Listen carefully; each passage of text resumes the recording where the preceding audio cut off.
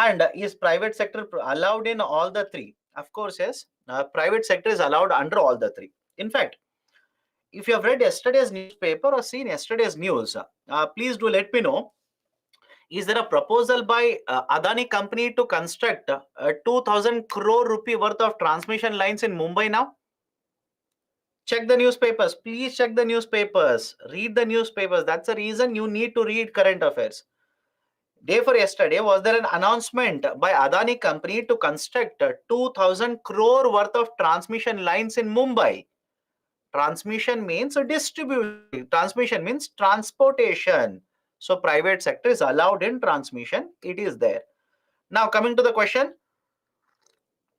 what is the difference between transmission and distribution? My dear, you want to purchase this bottle. Will you not go to the shop? But the shop will receive the bottle from a manufacturer. Apply the same logic here also. Electricity is produced in one region. It has to be transported. Now, after transportation, somebody has to purchase that and sell it to you. That is the difference between transmission and distribution.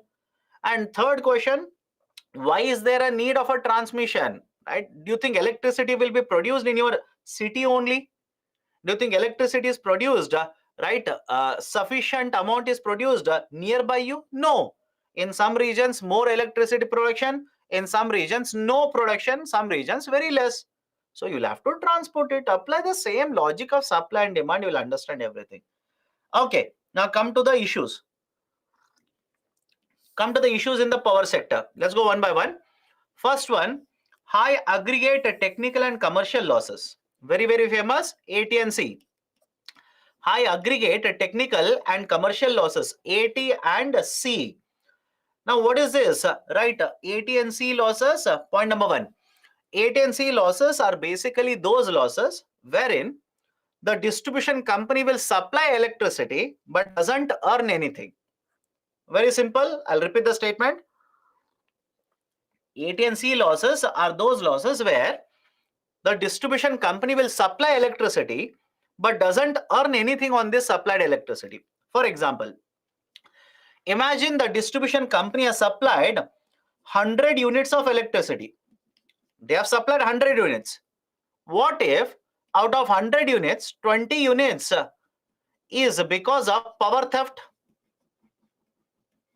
Yes or no? What if 20 units are right because of power theft?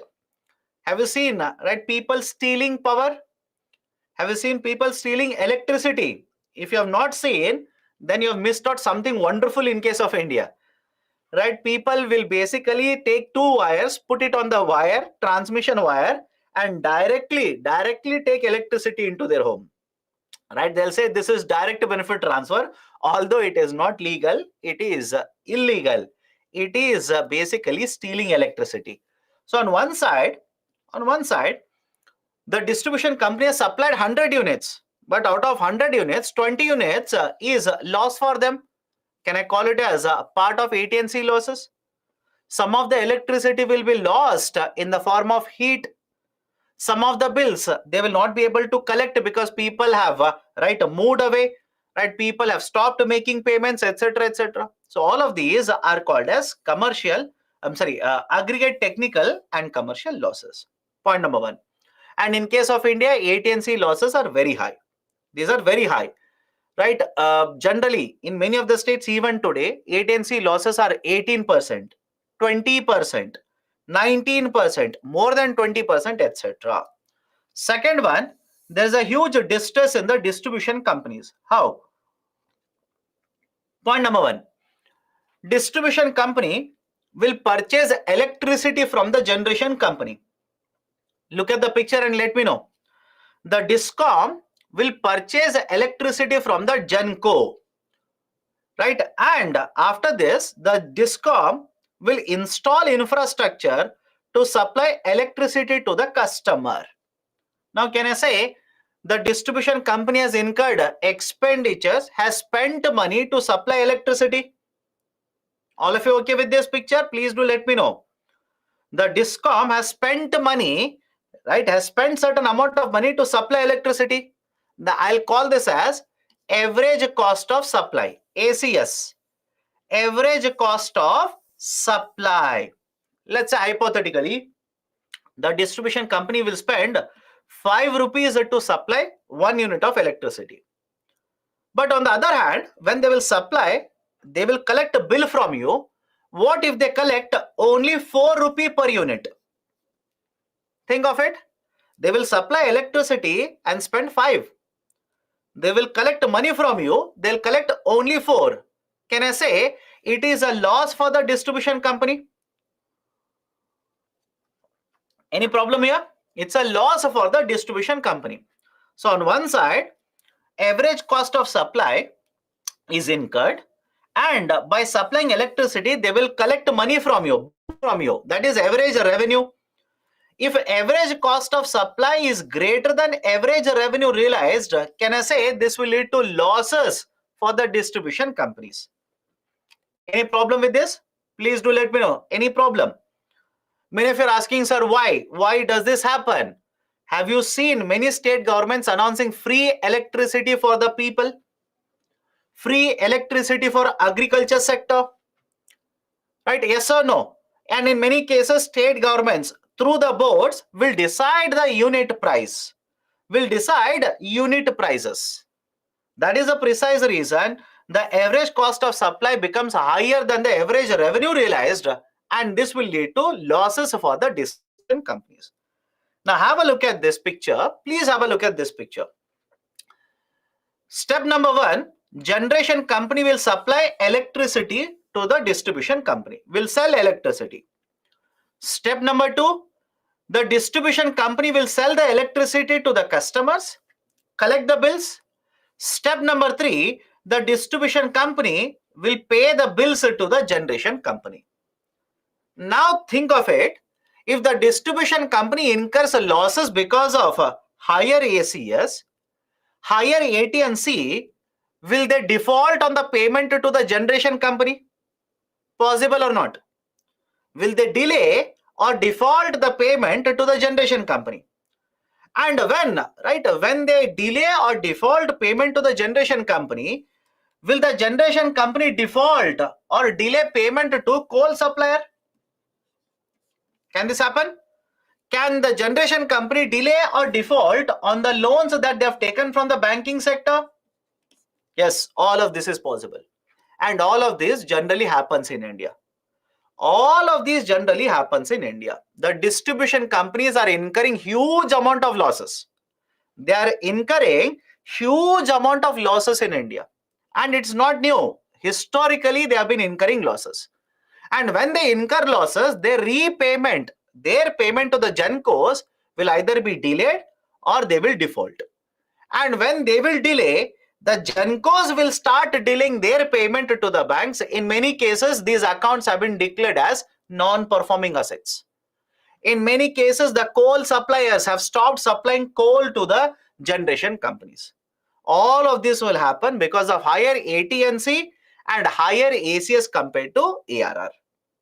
Done? Apart from this, what about the fuel availability? What about the fuel availability? You have more than 50% of the production, you get it from coal. We do not have very good quality coal in India. We import coal. We import coal from rest of the world. Second, we are promoting solar energy in India. Yes, all of you, I'm pretty sure all of you heard of this. We are promoting renewable energy. 175 gigawatts by 2022. Now this has been more than doubled. 500 gigawatts, 500 gigawatts by 2030 now. 500 gigawatts by 2030. So basically, we want to promote solar energy, wind energy. But to promote solar energy, you need solar panels. Do we have sufficient production capacity of panels in India? No, we import this into India. We import solar panels into India. What about nuclear energy? Only part of the total energy comes from the nuclear energy. But even then, what about nuclear power plants? We purchase it from USA. We purchase it from Europe, etc. And what about nuclear material? We import nuclear material also. So there is a lot of issues regarding fuel adequacy in India. Lot of issues regarding fuel adequacy. Now, next problem, cross subsidization. Next problem is cross subsidization. Sir, why cross subsidization is a problem? A farmer is there, will use electricity for irrigation purposes. It is provided free of a cost. Free of cost, right? Free electricity is provided. Please tell me, don't you think farmers will use more electricity, draw out, pull out more water from underground? Yes or no? As a result of this, underground water levels will start falling, depleting very fast. Recharge is happening very slow, but water levels are falling very fast. And that's a problem. This happens because you are cross subsidizing. For some, we are providing free of a cost. For others, you are charging very, very high amount. Even in case of many state governments which provide free electricity for all houses, please think of it. Do you think all the houses require free electricity? And some of you will say, no, sir, but they are not providing free. Up to 200 units, up to 300 units they are providing. Whatever the number of units they are providing, irrespective of it, do you think every household in India requires free electricity? No. Those who have capacity to pay, let them pay. Those who do not have capacity, target them, provide it to them. Right? So there are a lot of issues regarding cross subsidization. And finally, do we have 24/7 electricity supply? Do we have 24/7 electricity supply in India? Absolutely no. Some of you are saying yes. No, we do not have it. We do not have, my dear, we do not have it. 24/7, we do not have it. Only in large number of cities, right, which are very, very large cities, we have almost 24 hours. Right? I do agree. In large cities in India, we have almost 24 hours. But what about, right, smaller cities? What about villages? Right? So I hope you understand. Right? Do not look at only your city and come to a conclusion. But sir, I live in Delhi. Right? Throughout the year, I have almost 24 hours. Have you experienced a summer in many of the cities in India? Have you experienced a summer in villages in India? Don't you think you'll come across a concept of loading during summers in India? I hope you understand my point here. Right? Have you come across the term load shedding during summers in India, especially in smaller cities and villages? Right? 6 hours, no electricity. Right? 4 hours, no electricity. And in villages, even for 6 hours when electricity is available, it will not be two phase. It will be a single phase, where only bulbs will be used. Right? A fridge cannot be used. Right? Let's say engines cannot be used, motors cannot be used, etc., etc. So I hope you understand. Right? Even today, we do not have 24/7, 365 electricity supply throughout India. Throughout India, it is not available. Okay. So that is basically the concern that has been raised regarding energy security. And please understand, there are repercussions. There are problems.